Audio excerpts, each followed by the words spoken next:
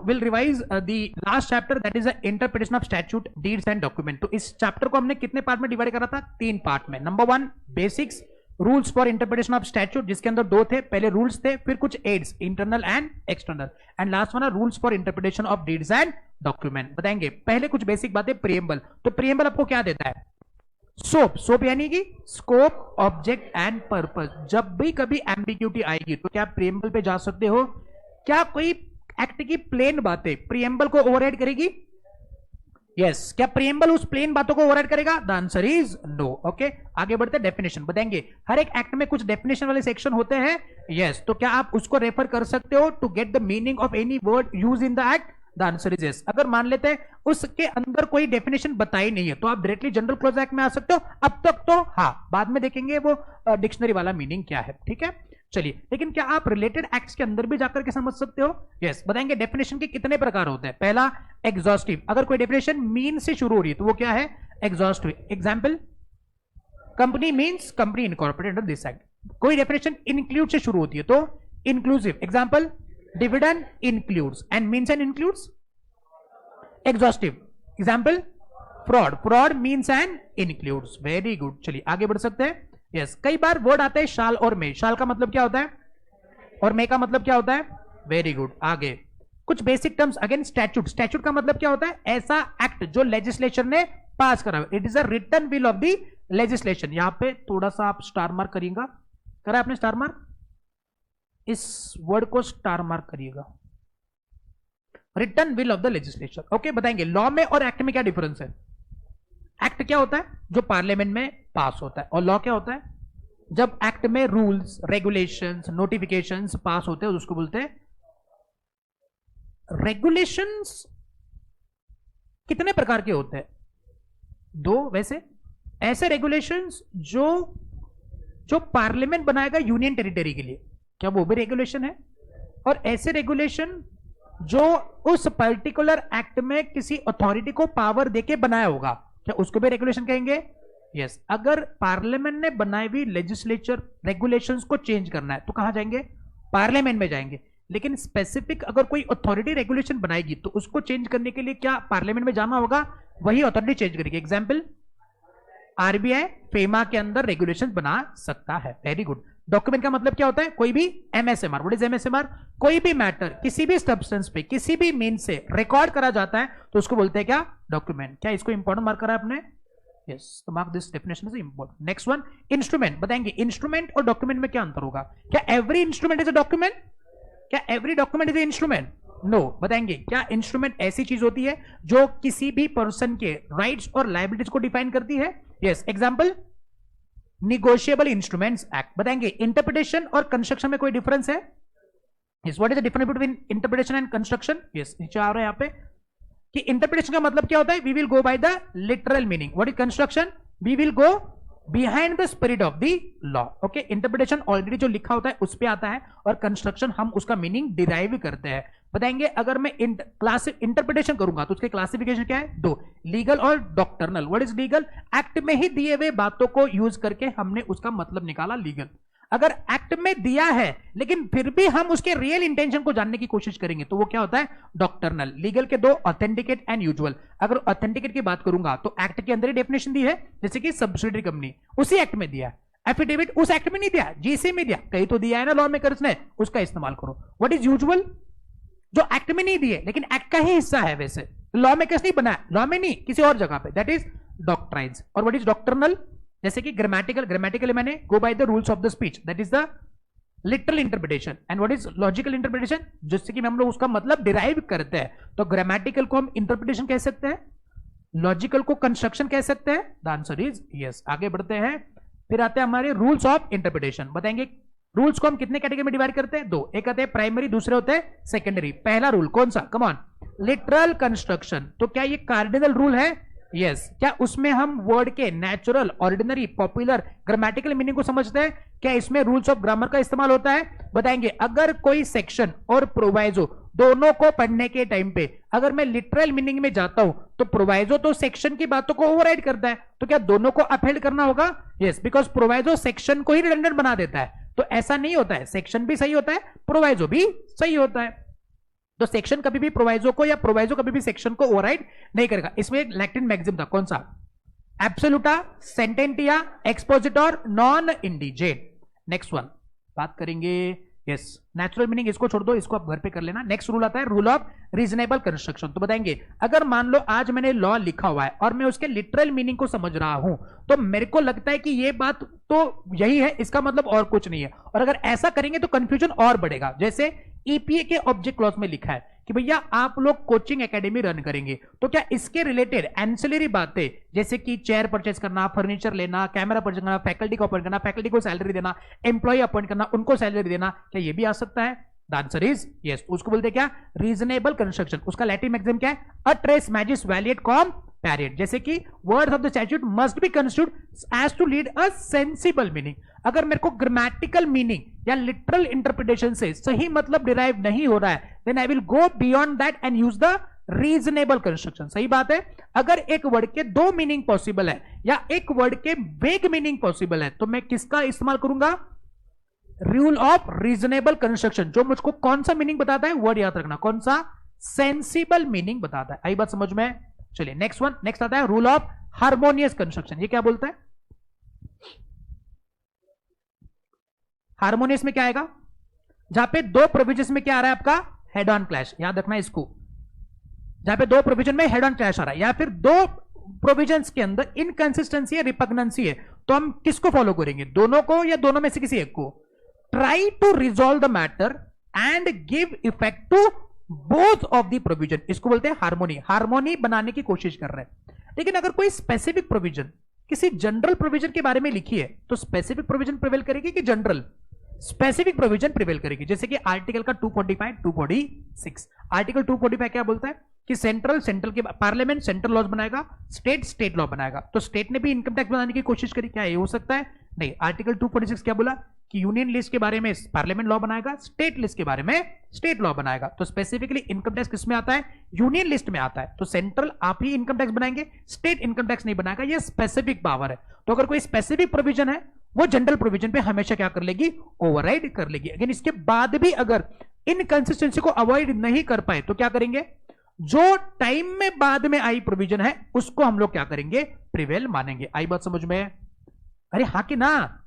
Next one, rule of beneficial construction और हेडेंस rule, या purposive construction या फिर मिसचीफ रूल। क्या बात कर रहे हैं? याद है आपको वोडाफोन का केस? तो वोडाफोन के केस में जो भी हमने नया प्रोविजन ऐड किया हुआ है, तो उस प्रोविजन को लाने के पीछे या फिर उस प्रोविजन को पढ़ने के टाइम पे इस प्रोविजन को लाया क्यों है, ये पता करना बहुत जरूरी है। यस, तो what 4 things I need to consider? What was the law before making this act? What was the defect which was not provided in the act? Next one, what is the remedy provided and what is the true reason behind this remedy? इसको समझूंगा, फिर ही मेरा rule खत्म हो जाएगा। Next one आएगा rule of exceptional construction. कई बार मे को शाल और शाल को मे पढ़ना होगा, कई बार एंड को और को एंड पढ़ना होगा। यस, अगर कॉन्टेक्स्ट प्रोवाइड करते हैं तो वो हमको करना ही होगा। नेक्स्ट वन कुछ आता है कि कहां पे मे को आप शाल ट्रीट करिए और शाल को मे ट्रीट करिए। इसके कंडीशन जो है वो एक कंडीशन थोड़ी सी याद रखना। आगे बढ़ते हैं, रूल ऑफ एजेजरम जनरलिस। व्हाट इज एजेजरम जनरलिस? एजेजरम जनरलिस का मतलब होता है same kind and same species. मैंने लिखा pen, pencil, rubber, dog, cow, buffalo, etcetera. तो एटसेट्रा वर्ड का मतलब क्या होता है? एटसेट्रा वर्ड में क्या आएगा? जो एन्यूमरेशन हुआ है ना, उसका ही एक्सटेंशन आएगा। क्या डॉग, काउ, बफेलो में टाइगर आएगा? नहीं। वाई? बिकॉज ये एक क्लास कॉन्स्टिट्यूट करता है, उसी क्लास का आगे एक्सेट्रा में कोई भी चीज को हमको ऐड करना है। What are the conditions while following this rule? Number 1, वहां पे क्या होना चाहिए? एन्यूमरेशन। एन्यूमरेशन क्या होना चाहिए?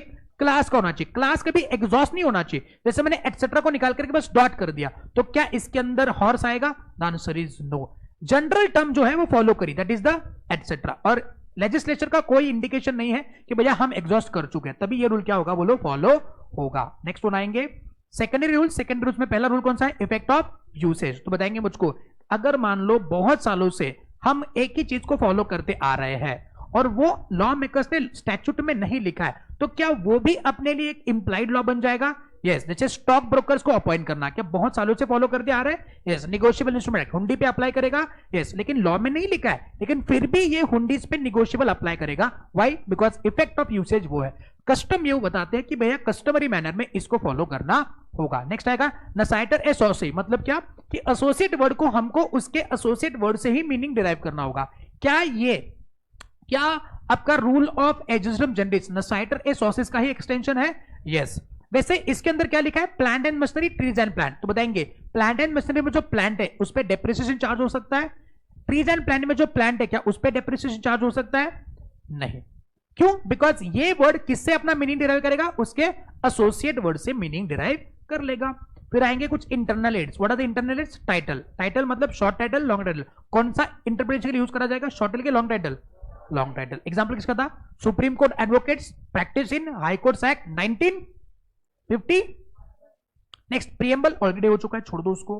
फिर आएंगे हेडिंग एंड टाइटल। बताएंगे क्या किसी भी एक्ट का प्रोविजन का कोई हेडिंग या टाइटल उसको इंटरप्रिटेशन के लिए यूज करा जा सकता है? यस। क्या वो हेडिंग किसी और चैप्टर के किसी और प्रोविजन के लिए यूज करा जा सकता है? द आंसर इज दो। What is marginal note? Section का जो नाम होता है ना मार्जिनल नोट होता है। क्या मार्जिनल नोट यूजुअली यूज करा जाता है to construct the section? The answer is no. बताएंगे क्या कॉन्स्टिट्यूशन के मार्जिनल नोट कॉन्स्टिट्यूशन को इंटरप्रेट करने के लिए इस्तेमाल करे जा सकते हैं? याद रखना मार्जिनल नोट के बारे में। मार्जिनल नोट यूजुअली प्रोविजन को इंटरप्रेट करने के लिए यूज नहीं करे जा सकते, लेकिन कॉन्स्टिट्यूशन को इंटरप्रेट करने के लिए कॉन्स्टिट्यूशन के आर्टिकल के नाम जो मार्जिनल नोट में आते हैं उसका इस्तेमाल करा जा सकता है। डेफिनेशन सेक्शन भैया ये हमारे ऑलरेडी हो चुके, इसको स्किप कर दो। बस एक बात रिवाइज करेंगे, दैट इज कि डेफिनेशन होते हैं कौन से? Exhaustive and inclusive. अगर एग्जॉस्टिव डेफिनेशन है तो कैसे शुरू होती है? मीन्स और मीन्स एंड इंक्लूड्स। अगर इंक्लूसिव है तो includes, to apply and to include and is deemed to include. अगर ऐसे डेफिनेशन शुरू हो रही है तो वो क्या होती है भैया बहनों? कई बार एम्बिगुअस डेफिनेशन होती है। यस, जैसे कि कंपनी का definition, company means and company incorporated in this act. कुछ समझा कंपनी का मतलब? नहीं, लेकिन क्या उसके कॉन्टेक्स्ट को देख करके हमने जाना, अदर प्रोविजन को समझ करके ऑर्डिनल मीनिंग को डिराइव करा? यस। एक एग्जांपल क्या है इसका? रिट्रेंचमेंट। तो बताएंगे एज पर इंडस्ट्रियल डिस्प्यूट एक्ट क्या सीजनल वर्कर को हमने काम से निकाला तो क्या वो रिट्रेंचमेंट होता है? नहीं, लेकिन वो रिट्रेंचमेंट स्पेसिफिकली डिफाइंड नहीं है। फिर उसके बाद आ गया अनलेस अदरवाइज कॉन्टेक्स्ट प्रोवाइड, यानी कि subject to the contrary. Okay, तो क्या ये सेक्शन किसी और सेक्शन को प्रिवेल करवाता है? यस। इसे एग्जांपल किसका था? Section number 3 of GCA act. उसमें लिखा है कि सेक्शन नंबर 3 जीसीए में जितने भी डेफिनेशन लिखे हैं उसको अब तभी अप्लाई करना जब कॉन्टेक्स्ट कुछ और बात नहीं करता है। अगर कॉन्टेक्स्ट कुछ और बात कर रहा है तो वो बातें प्रिवेल कर जाएगी। सही बात है।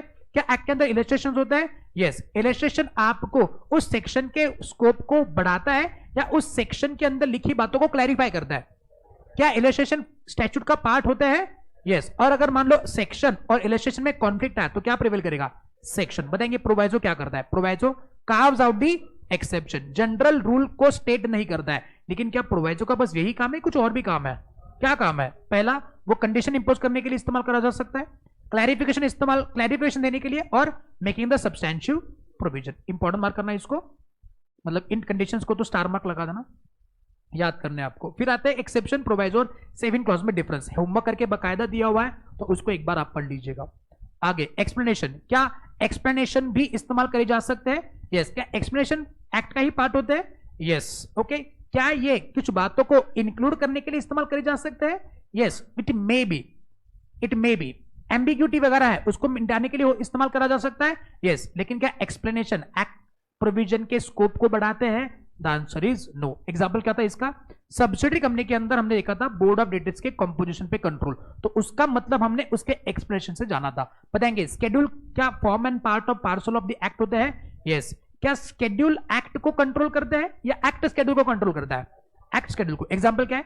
सेक्शन 135 का शेड्यूल 6, उसके अंदर एक्टिविटी बताया हुआ है। जब तक मैं उसको नहीं पढ़ूंगा तब तक मुझको 135 के अंदर सीएसआर क्या क्या कर सकता वो समझेगा नहीं। और फिर आएगा read the statute as a whole, harmonious construction अगर याद हो गया तो वो बातें याद हो जाएगी। फिर आएगा आपका क्या बोलो, external aids. What are external aids? Historical setting, जैसे कि वोडाफोन के केस में हिस्टोरिकल फैक्ट को जानना बहुत जरूरी है। जी हाँ। पार्लियामेंट्री हिस्ट्री का इस्तेमाल करा जा सकता है? हाँ। क्या एक्सपर्ट के कमिटीज का इस्तेमाल करा जा सकता है? हाँ। एग्जांपल क्या था? Vodafone case, speech of finance minister and J Irani committee का report on the companies act 2013। बताएंगे क्या कुछ एक्ट जो कंसोलिडेटिंग एक्ट होते हैं, आज मैं जीसी एक्ट 1897 पढ़ रहा हूं तो क्या उसको पढ़ने के टाइम पे कोई दिक्कत आई तो मैं 1868 और 1887 का भी एक्ट पढ़ सकता हूं? यस। कंपनीज एक्ट 2013 पढ़ने के टाइम पे कंपनीज एक्ट 1956 को भी पढ़ सकता हूं? यस। इफेक्ट ऑफ यूसेज, ये ऑलरेडी हमने देखा था, नेगोशिएबल इंस्ट्रूमेंट एक्ट का एग्जांपल याद रखना। What is analogous act? ऐसे एक्ट जो किसी एक ही चीज के बारे में आपको बता रहे हैं, तो कौन से एक्ट को फॉलो करोगे? दोनों एक्ट को फॉलो करना। एग्जाम्पल, वाइंडिंग अप के बारे में कंपनीज एक्ट और आईबीसी दोनों बताता है, तो दोनों को फॉलो करोगे। अगर दोनों में हेड ऑन क्लैश आ गया तो जो बाद में आया ना उस एक्ट को फॉलो करना। सिमिलर एग्जांपल किसका था? Section 26, that is the contents of the prospectus. SEBI में बताए हुए दोनों को फॉलो करोगे कि एक को फॉलो करोगे? दोनों में हेड ऑन क्लैश आ गया तो लैटर जो आया ना उसको। उसके बाद डिक्शनरी मीनिंग बताएंगे। किसी भी चीज का मतलब जानने के लिए आप पहले कहां जाएंगे? एक्सप्लेनेशन, फिर उसके बाद डेफिनेशन सेक्शन, फिर उसके बाद रेफरेंस एक्ट में, फिर उसके बाद केस लॉ, फिर जीसीए। उसमें भी नहीं है तो डिक्शनरी, डायरेक्ट ऑक्सफोर्ड, तो टेक्निकल, उसके बाद लीगल, फिर ऑक्सफोर्ड। फॉरेन लॉज का इस्तेमाल कर सकते हैं? The answer is yes. क्यों करते बता दिया मैंने। फिर आएगा आपको rules for interpretation of deeds and document. तो पहली बात बताएंगे, कोई भी डॉक्यूमेंट अगर आप पढ़ रहे हो तो उसको कैसे पढ़ेंगे? एज एन एडवोकेट या एज ए रीजनेबल मैन? बताएंगे अगर मान ले किसी भी वर्ड को हमने बार बार इस्तेमाल करा है तो उसका मीनिंग एक ही होगा कि अलग अलग होगा? हाँ, लेकिन कॉन्टेक्स्ट अगर कुछ और है तो, जैसे प्रॉफिट शेयरिंग रेशियो मैंने बार बार लिखा है तो प्रॉफिट शेयरिंग रेशियो क्या होगा? जो पहले लिखा होगा। अगर मैंने interest on partners capital and interest of the partner in any other firm लिखा तो इसका मतलब अलग अलग होता है कि एक ही होता है? अलग अलग होता है। बताएंगे मुझको आज अगर मैं कोई डीड पढ़ रहा हूं, कोई डॉक्यूमेंट पढ़ रहा हूं, तो क्या उसको पढ़ने के टाइम पे उस डॉक्यूमेंट को बनाने वाले लोगों का इंटेंशन जानना जरूरी है? लॉ को पढ़ रहा हूं तो किसका इंटेंशन जानता हूं? Law makers. डीड को पढ़ता हूं तो वेरी गुड, क्या डॉक्यूमेंट को एज अ होल पढ़ना होगा?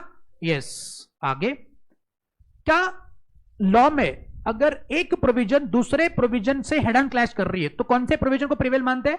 लैटर। लॉ में अगर कोई प्रोविजन किसी और प्रोविजन से हेड ऑन क्लैश कर रही है तो किसको प्रिवेल मानेंगे? और अगर किसी डीड में एक क्लॉज दूसरे क्लॉज को ओवरराइड कर रहा है, हेड ऑन क्लैश कर रहा है, तो किसको प्रिवेल मानेंगे? अर्ली। एंड लास्ट वन, अगर एक कोई क्लॉज किसी भी डीड में इनवैलिड हुआ तो बताएंगे क्या उससे पूरा डॉक्यूमेंट इनवैलिड होता है? लेकिन अगर वो क्लॉज की कोई बहुत ही इंपॉर्टेंट टर्म बताता है तो क्या उसकी वजह से पूरा डॉक्यूमेंट इनवैलिड हो जाएगा? The answer is yes. Okay, here finally I will rest my case for the CA inter January 25। Thank you so much. ये ताली ऐसे ही क्या बोलते हैं उसको, अप्रिशिएट करने के लिए बजाने कि लेने के लिए? तो फाइनली आप अभी बंद कर सकते हो अपनी किताब, बस फॉर दिस लेक्चर। बाद में तो वो पढ़ना ही है।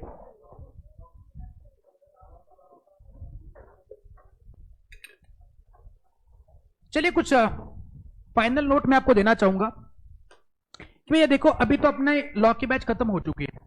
आपको पता है कि अपनी लॉ का पेपर जो है पेपर नंबर 2 है, 100 मार्क का पेपर है। जब बैच शुरू हुई थी मैंने आपको बताया था कि आज